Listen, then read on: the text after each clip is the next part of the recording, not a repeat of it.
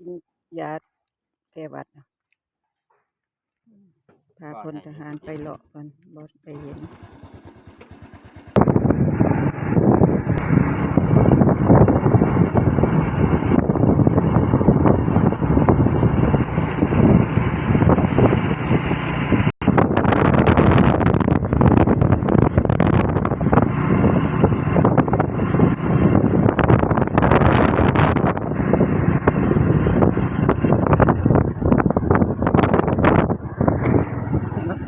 มันเปิดแล้ว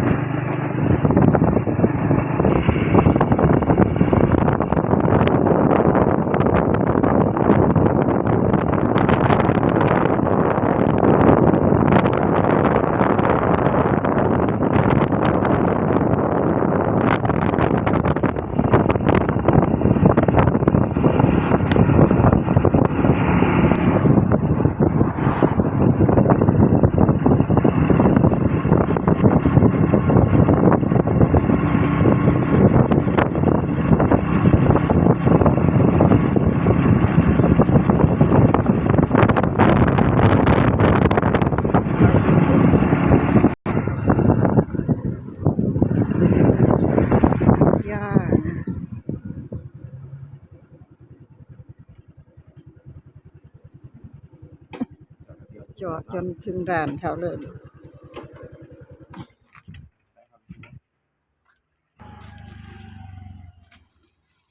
ยาดีคอเจนเอาไปไว้นำเป็นวัดบ่เศร้าจะเถื่อขี้มูกขี้วันนี้กระเป๋าเลยเนี่ยครับมี ก็ แต่แนวเสียเงิน เนี่ยเสียเงินอันนี้แหละ ครับไปเจ้าบอกเขา ฮะ ครับไป พาพลทหารมาซื้อบัตรนะคะ FC บกสนะคะเดี๋ยวเราเข้าไปถามดูก็นี่แล้วคนขายเขาไปอยู่แล้วนะบ่แม่นอันนี้อยู่พุ่นนี่ไงวานอนกรุงเทพ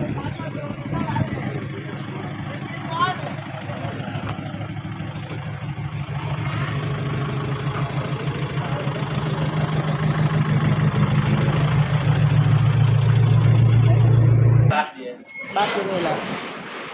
โอ้ยเมื่อจะบ่ค่ารถบ่มีประกับกับประกับจอกระพิสอบกัน420ค่ารถบ่ครบบ่รถยังประมาณ7แล้วเนาะไปบ่กี่มื้อจะกลับมาอีกแล้วเบอร์โทรบ่จักเบอร์โทรเจ้าของบ้าน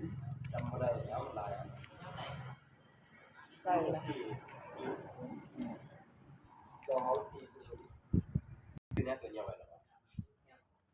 นี่ร้านขายยาอยู่ใกล้ๆนึกว่ามีรถช่วงเช้าถ้ามีช่วงเช้าได้กลับวันที่24ต้องได้กลับมื้ออื่น23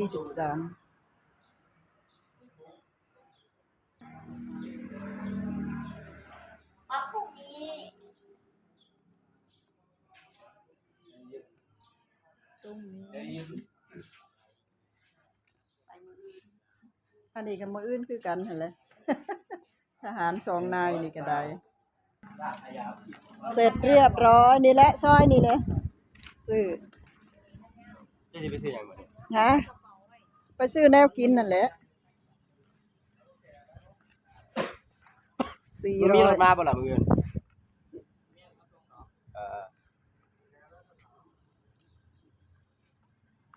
มาส่งหอดวานอนฮะ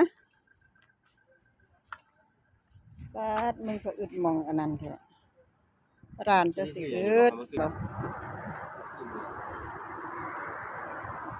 เอามือนอกเนาะก็ไว้นี่แหละทำมันบ่อนโอ้โทรศัพท์กูบ่มีเน็ตเด้นี่รถหลายคักพุ่นน่ะ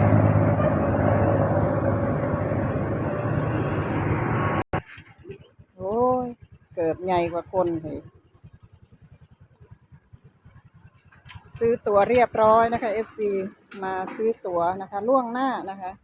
นุเจนยัง เอาไปซื้อยาสูบนะ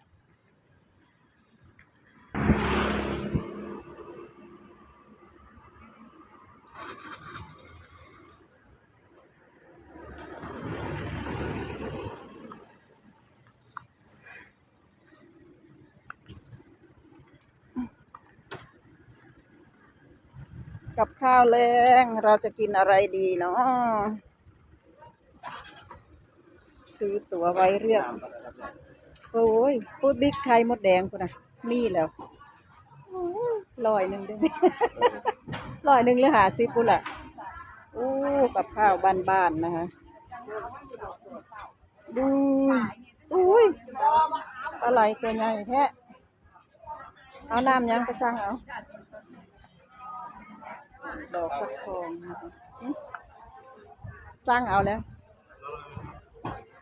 เอานมสดครับนมสด นมสดนมสด ลืมอย่างไรวะ หึ ต้องซื้อกับไข่ อันใด ของใส่วะ ทองอีกยังอีกล่ะ บอกว่าคืนเบิ้งไปซื้อแล้วว่า ก็นั่นแหละกุญแจก็ซื้อแล้ว อีลี่ก็ยังอยู่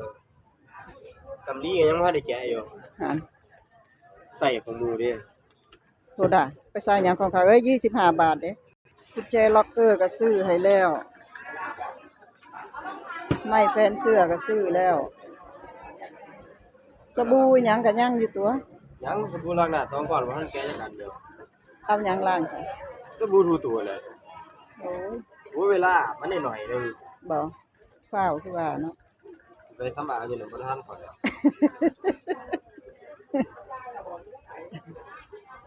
บ่ได้สำอางแล้ว ปิดแรกก็คันแรกก็ปิดแล้วเหรออยากย่างอยู่บ่บิ๊ก ยัง ฟักใหญ่เถอะไปถ้าต้องพูด ทางไหนไปย่างเอาไปก่อน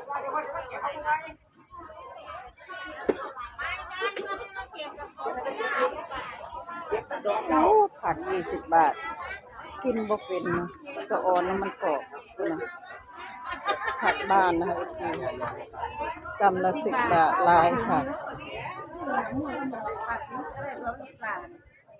เอาหยังละพายพองเราอยากกินหยังล่ะปลาหมึกบ่ ทหารมาเมื่อใด สวัสดีคนไหม ครับ มาเมื่อใดครับ มาวันที่19อะครับ เมื่อใดไปวันนี้ บ่อื่น มื้ออื่นครับ แวบไปแวบมาปานอีหยังยังวะ ครับคุณได้ไปกิน เอาละแม่ ไปขึ้นไป เอาอยากก็เอา ผมยาปลาให้เรา น้ำยากะทิตัวเจ้าของกิน แม่นบ่ เออบูดบาจากปลาบาจากกะทิได้บาทนี้ ไปเหมือนเดิม เอากิน นายชาติทหาร โอ้ยฝึกเพิ่นนั่นสวนสนามฮักกะแล้ว จังว่าได้ลาเทื่อละหน่อย จอยนั่น โอ้ยบ่ว่าแล้ว ก็เผาแสบอยู่บ่อน แต่พ่อกินได้อยู่ครับ ซ้อมจนค่ำจนมืดแต่ละมื้อเนาะมันได้ค่ายอยู่ดอกสวนสนามแล้วแหล้ว มันก็ไปกับพ่อน้ำ บ่ได้นักปานใดดอก บบ า อ ด ก นี้ ว่า เด้ข้าวจีบิกเอาหยังล่ะ พ่อเรากินข้าวปุ้นกับพ่อเราตอนนี้ แม่และพ่อมึงหั่นนะจะสิเอาหยังไปให้เรามาเมื่อกี้ เมื่อเช้าก็ซื้อเนื้อให้เราแล้ว100นึง หา บ่ ไว้ ยัง ย่างอยู่หอยแครงหอยแครงเอาหอยแครงไปแล้วบ่ จ้า150 เนี่ยเจ้าซื้อไปให้กินน้ำนี่ดอก ครึ่งกิโลก็พอแล้วมั้ง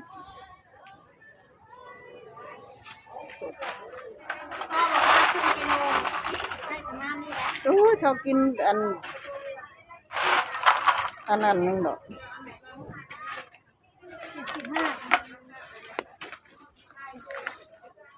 300เท่านั้นเต็มดี ใหญ่เนาะ แม่นย่างไงตัวใหญ่ บาดมันคืออันเนื้อมันคือใหญ่แท้เนาะ แบบนี้ มันสดคือว่าแล้วก็เฮานึ่งมันจากอันนั้นลงเนาะ ถ้ามันสดมันหนึ่งมันง่ายเลย เอาถ่ายเงินทองก่อนแม่กำลังสิไป ซื้อหอยแครง บาท3 โล 100จ้า หอยแครงไปให้ลุงเสือ ครึ่งกิโลเกือบร้อยละวันกินหยังวะแล้วกูสิกินหยังละบาดนี้ แค่เจ้าแล้ว เอาอันนั้นไปพัดหรือบ่เอาไอ้เส้นใหญ่ไปพัดอันนั้นกินหรือบ่ พัดยัง พัดไอ้ซีอิ๊วนะนะ บอกจะอยากจะกระเทียมไปเลยล่ะ มาแล้วซื้อคะน้ามาไว้หั่นแหล้ว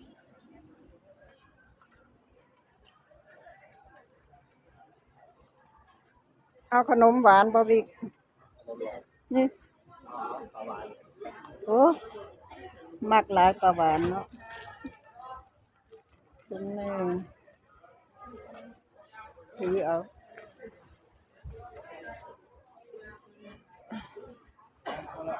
ได้แล้วปลาหวานมาสั่ง